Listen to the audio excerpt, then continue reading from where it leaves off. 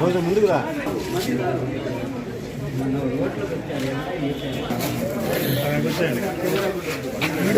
Sir ఇది మా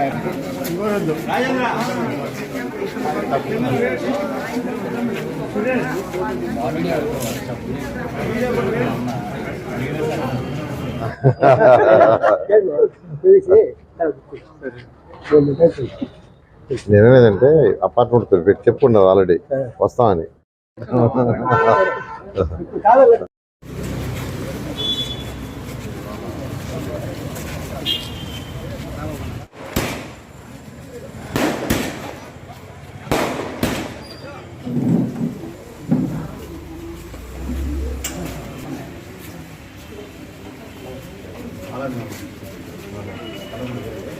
రండి సార్, మీ అపార్ట్మెంట్ నిలబడండి సార్.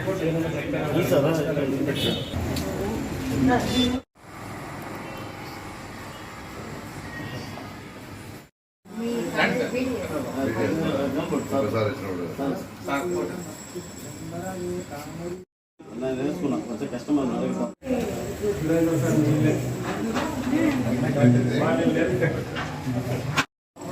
ఎంబీఎస్ కాలేజీలోనే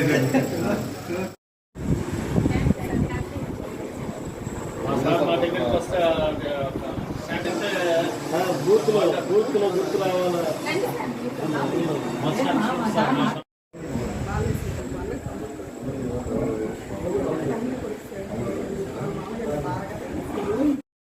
ఫ్రెండ్ అంట చెప్పాడు తను కూడా మీ కాలేజ్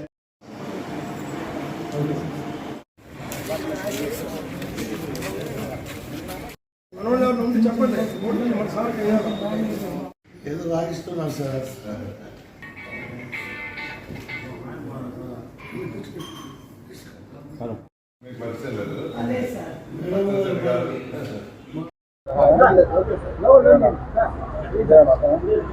అందరికీ నమస్కారాలండి.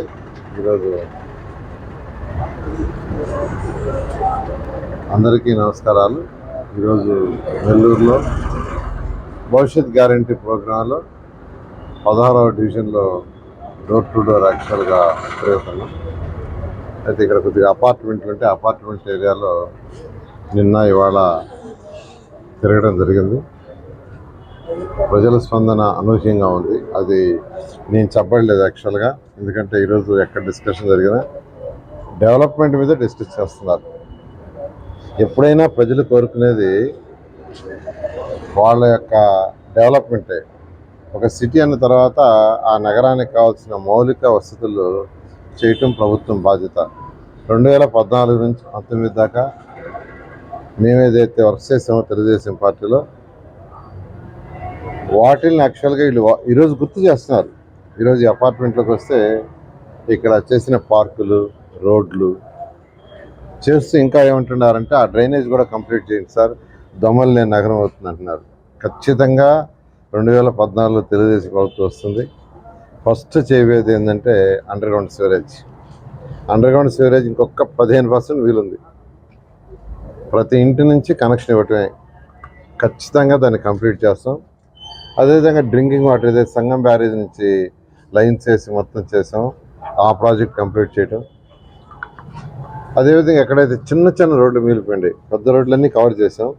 నిన్న పెన్నా రివర్ కట్ట మీద పోతే సార్ నెల్లూరులో పెద్ద పెద్ద రోడ్లు వేశారు, మా చిన్న రోడ్లు అయితే 3 అడుగులు 4 అడుగులు 2 అడుగులు కొన్ని రోడ్లు అయితే ఖచ్చితంగా అవన్నీ చేస్తాం.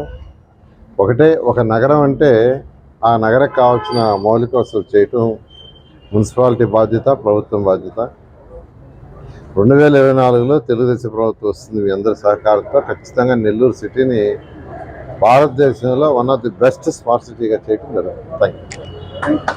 మరిన్ని వీడియోస్ కోసం ఛానల్ ని సబ్స్క్రైబ్ చేయండి. లేటెస్ట్ అప్డేట్స్ కోసం వాట్సాప్ ఛానల్ ని ఫాలో చేయండి. అండ్ లింక్ డిస్క్రిప్షన్ లో ఉంది.